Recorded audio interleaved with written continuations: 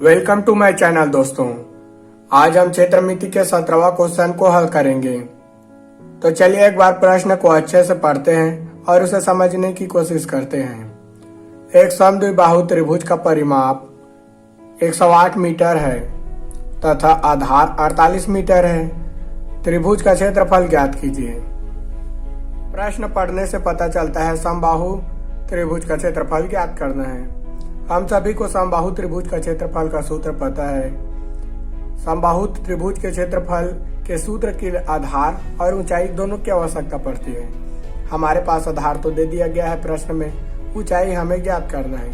तो चलिए ऊंचाई ज्ञात करते हैं। तो चलिए शुरू करते हैं। माना परिमाप a प्लस बी प्लस सी है,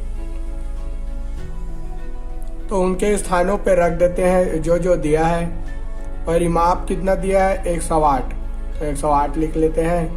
आधार के लिए a और a कितना दिया है 48, तो उसको भी लिख लेते हैं। अब b का मान तो हमें पता नहीं है तो 1 से ले लेते हैं, और c का मान भी पता नहीं है तो उसके लिए भी 1 से ले लेते हैं।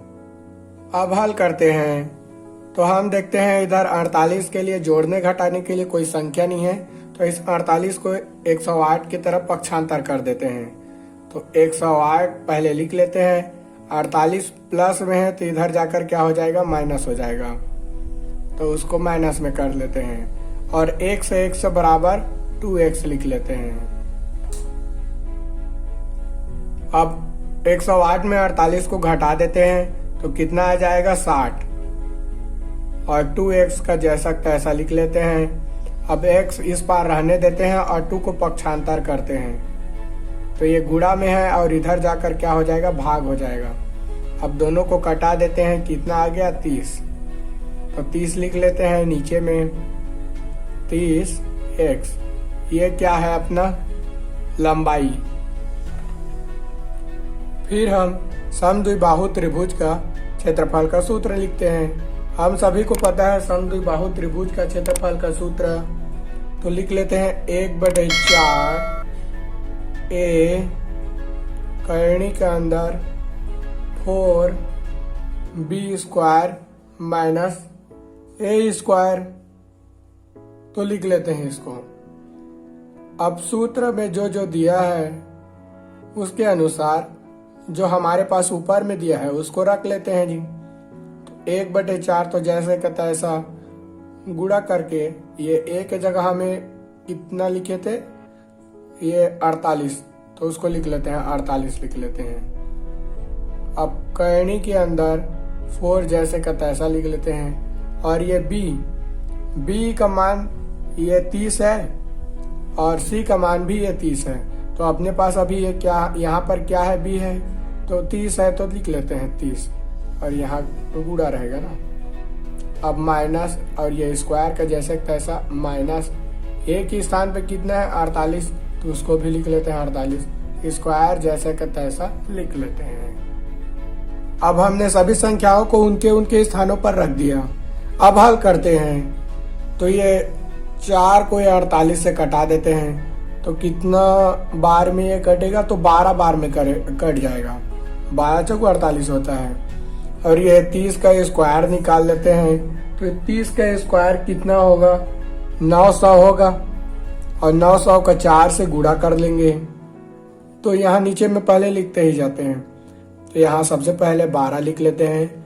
करनी के अंदर ये 30 का पहले इस मतलब कि गुणनखंड निकालेंगे तो कितना होगा 900 होगा, और 900 का कितने 4 से गुणा करेंगे तो कितना आ जाएगा 3600 आ जाएगा।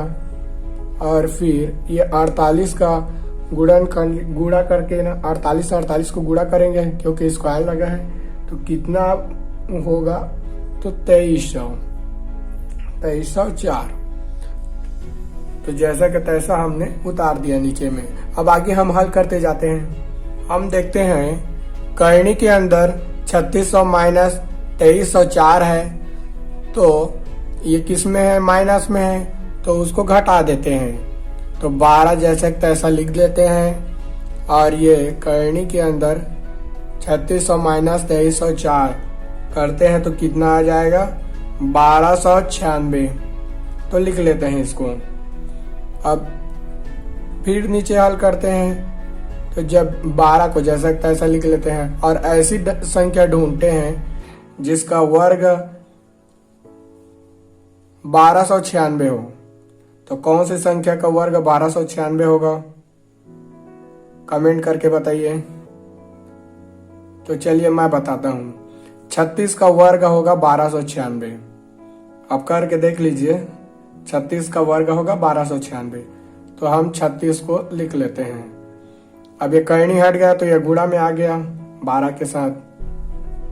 तो 12 को 36 से गुणा कर लेते हैं तो कितना आंसर आता है